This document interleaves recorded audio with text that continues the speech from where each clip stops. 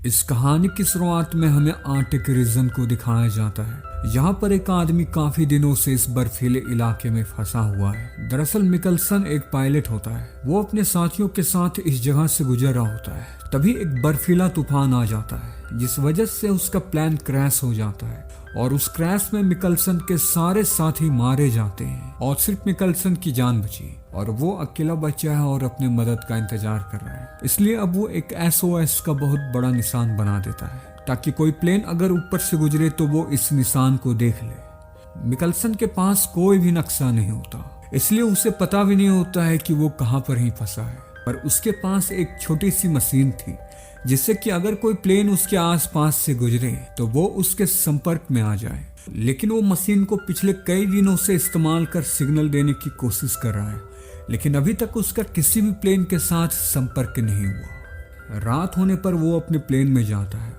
अगली सुबह उसे भूख लगती है तो वो बर्फ के नीचे मछलियों को पकड़ने के लिए एक ट्रैप लगाता है और कुछ देर बाद उसके बनाए हुए ट्रैप में कुछ मछलियां फंस जाती है।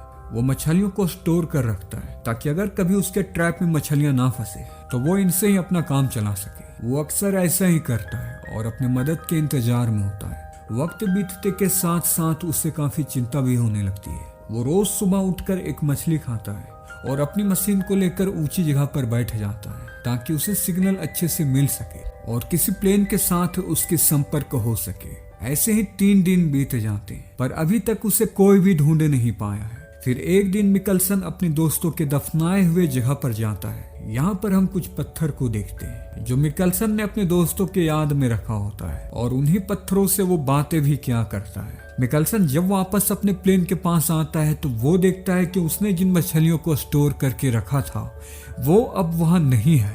इससे मिकलसन को थोड़ा अजीब लगता है। वो अपने आसपास देखता है, तभी वो अपने पाँव के नीचे एक पोलर बियर के पाँव के निशान को देखता है। इससे वो डरकर वापस अपने प्लेन में चला जाता है क्योंकि वो पोलर बियर उस पर भी हमला कर सकता है। अब मिकलसन को इस बर्फीले इलाके में ठंड के साथ उस पोलर बियर से भी अपने आप को बचा कर रखना होगा। अब अगले दिन वो मशीन को लेकर अब और भी ऊंची जगह पर जाता है और वहां से वो दूर की पहाड़ों को देखता है। तभी उसे उन्हीं पहाड़ों के नीचे वही पोलर बियर दिख जाता है जो साइज में काफी बड़ा था और वो पोलर बियर भी मिकलसन को देख लेता है। रोजाना की तरह मिकलसन अपने मशीन को लेकर ऊंची जगह पर जाता है और संपर्क करने की कोशिश करता है। फिर एक दिन जब वो मशीन को लेकर चट्टानों पर बैठा मशीन के हैंडल को घुमा रहा होता है तभी उसके मशीन में ग्रीन लाइट शो होने लगती है। यानी कि ये था कि कोई ना कोई प्लेन उसके आसपास ही है, पर बर्फ की वजह से उसे कुछ भी दिख नहीं रहा होता है। लेकिन तभी उसे एक हेलीकॉप्टर दिखता है। वो उनका ध्यान अपनी ओर लाने के लिए सैफर को जलाता है और ऐसा करते ही उसे हेलीकॉप्टर में बैठे लोग देख लेते हैं और उसकी तरफ आने लगते हैं। मिकलसन को हेलीकॉप्टर को देखकर अपनी खुशी का ठिकाना नहीं रहता। वो काफी खुश होता है, लेकिन जैसे हेलीकॉप्टर उसके करीब आती है तो वहां का मौसम खराब होने लगता है क्योंकि वहां एक बहुत ही बड़ा तूफान आने वाला था। तूफान में फंसने की वजह से वो हेलीकॉप्टर भी क्रैश हो जाता है। मिकलसन भागता हुआ हेलीकॉप्टर के पास जाता है, लेकिन पास आने पर वो पाता है कि पायलट की मौत हो चुकी है। लेकिन वहां उससे एक लड़की दिखती है जो ठीक थी। वो उस लड़की को चेक करता है तो उसे लड़की के पेट पर एक बड़ा सा कट दिखता है। इसलिए वो हेलीकॉप्टर में रखा हुआ मेडिकल बॉक्स निकालता है और उस लड़की की मरहम पट्टी कर देता है। फिर वो हेलीकॉप्टर का दरवाजा तोड़कर लड़की को उसके ऊपर रखता है और उसे खींचकर वापस अपने प्लेन की तरफ जाने लगता है। प्लेन में आने के बाद लड़की को होश आता है। मिकलसन उससे बात करने की कोशिश करता है पर उसे इंग्लिश नहीं आती थी और फिर से वो बेहोश हो जाती है। मिकलसन बाहर जा रहा होता है, इसलिए वो उसके लिए एक नोट लिखता है कि घबराए नहीं, मैं थोड़े वक्त में वापस आता हूँ। जिसके बाद वो उसी के प्लेन के पास जाता है जहाँ पे प्लेन क्रैश हुई थी। वो वहां पहुंचकर पायलट की डेड बॉडी को दफनाता है और उसके समाधि के तौर पर पत्थर रख देता है। फिर वो हेलीकॉप्टर को चेक करता है तो उसे आर्टिक का एक मैप, कुछ नूडल्स के पैकेट और एक कैश मिलता है। साथ ही उसे पायलट और उस लड़की का फोटो भी मिलता है। हेलीकॉप्टर से सारे जरूरत के चीजों को ले लेने के बाद वापस से अपने प्लेन की ओर जाने लगता है। तभी उसे एक ख्याल आता है। वो जाने से पहले हेलीकॉप्टर पर एक मैसेज लिखता है कि यहाँ अभी भी 2 लोग फंसे हैं। वो ऐसा इसलिए करता है कि अगर कोई हेलीकॉप्टर को देखकर यहाँ आए तो वो इन्हें भी बचा ले।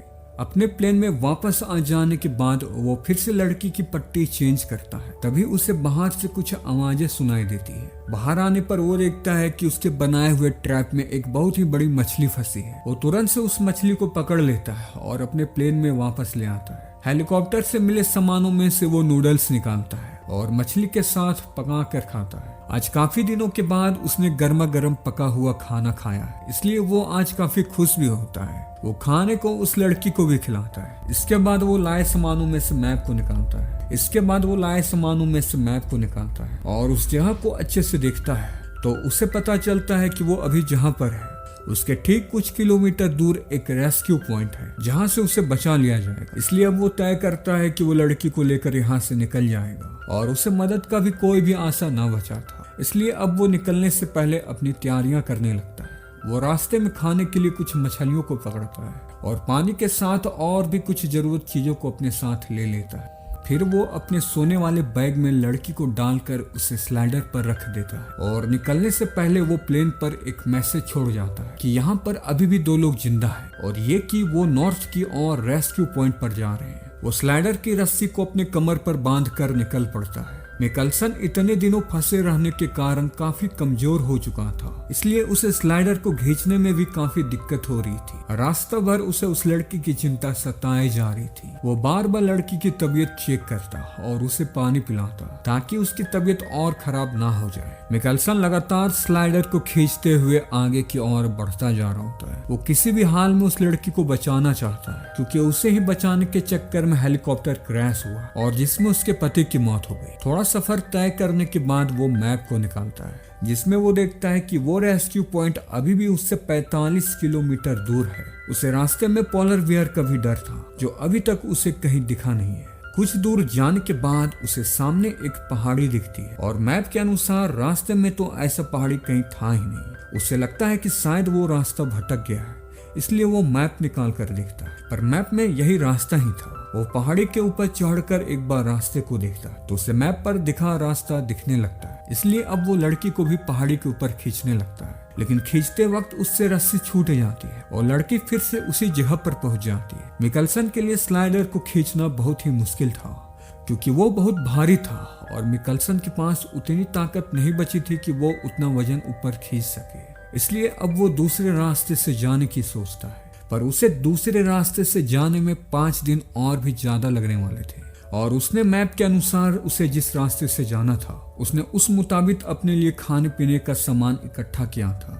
माइकल की मुसीबतें और भी बढ़ने वाली थी क्योंकि मौसम भी खराब होने को था और उसके पास बहुत ही कम खाना बचा हुआ था, पर उसने ठान लिया था कि चाहे जो भी हो वो उस लड़की को बचा कर ही रहेगा। वो लड़की को लेकर उस लंबे रास्ते की ओर निकल पड़ता है। मिकल्सन लड़की को खींचता हुआ आगे की ओर बढ़ रहा होता है और ऐसे ही शाम हो जाती है, इसलिए वो रात गुजारने के लिए वहीं पर ही रुक जाता है क्योंकि रात में ठंड काफी ज्यादा बढ़ जाती है और रात में सफर करना भी काफी मुश्किल था। वहाँ चट्टानों के बीच उसे एक गुफा दिखती है जहाँ वो रात गुजारने के लिए उस गुफा में चला जाता है। रात को वो खाना बनाकर खाता है और उस लड़की को भी खिलाता है, पर आज के बाद दोनों को कच्ची ही मछली खानी पड़ेगी क्योंकि गैस भी खत्म हो चुका था। रात को दोनों जब सोए होते हैं तभी उनके पास पोलर बियर आ जाता है। पोलर बियर की आवाज सुनकर मिकल्सन घबरा जाता है और अपने आप को शांत करता है ताकि पोलर बियर को उनकी मौजूदगी पता न चल जाए। लेकिन तभी लड़की को अचानक से खांसी होने लगती है। इससे पोलर बियर को पता चल जाता है कि गुफा में कोई है। वो गुफा के अंदर आने की कोशिश करने लगता है, लेकिन मिकल्सन किसी तरह से फ्लेयर गन को जलाकर उसे भगा देता है और सारी रात वो खौफ में रहता है।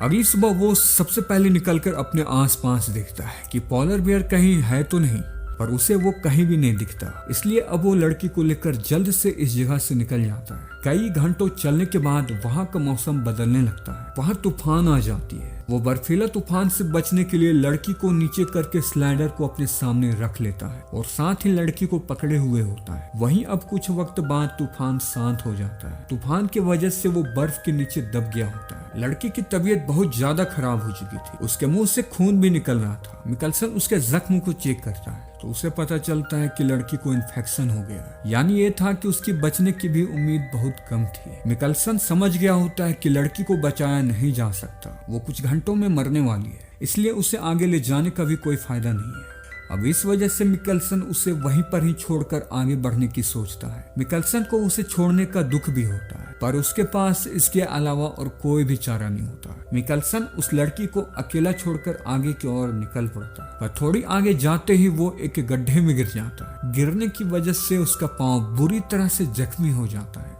और तभी उसे एहसास होता है कि उसने उस लड़की को अकेला छोड़कर बहुत गलत किया। वो गड्ढे से अपने आप को बहुत ही मुश्किल से बाहर निकालता है। उसका पांव काफी जख्मी हो चुका था। वो कपड़ों से अपने जख्म को कवर कर लेता है। फिर वो जैसे तैसे लड़की के पास जाता है, जहाँ वो पाता है कि लड़की को होश आ चुका था। उसकी तबीयत पहले से ठीक थी। मिकलसन उसे छोड़कर जाने के लिए उससे माफी मांगता है और रोने लगता है, क्योंकि उसे अब लगने लगता है कि जब तक वो ठीक था वो उसकी जान बचा सकता था, पर वो अब खुद भी जख्मी है और शायद पता नहीं कि वो उसे रेस्क्यू पॉइंट तक पहुंचा पाएगा या नहीं। पर फिर भी मिकलसन लड़की को भरोसा दिलाता है और एक बार फिर वो लड़की को अपने साथ लेकर आगे बढ़ने लगता है। उससे चला भी नहीं जा रहा होता है, पर उसे उस लड़की की जान बचानी है। वो दर्द से कहराता गुजरते हुए आखिरकार वो रेस्क्यू पॉइंट तक पहुंच ही जाता है। वो खुद ऊपर जाकर रेस्क्यू वाली जगह को देखता है तो उसे दूर एक हेलीकॉप्टर दिखाई देता है, जिसे देखकर उसे अपनी खुशी का ठिकाना नहीं रहता। वो भागता हुआ नीचे जाता हुआ लड़की को ऊपर की ओर ले आता है, पर ऊपर पहुंचकर वो देखता है कि हेलीकॉप्टर वहां से निकलने वाला है। वो हेलीकॉप्टर में बैठे लोगों को अपनी ओर ध्यान लाने के लिए फ्लेयर को चलाता है, पर दूरी काफी ज्यादा थी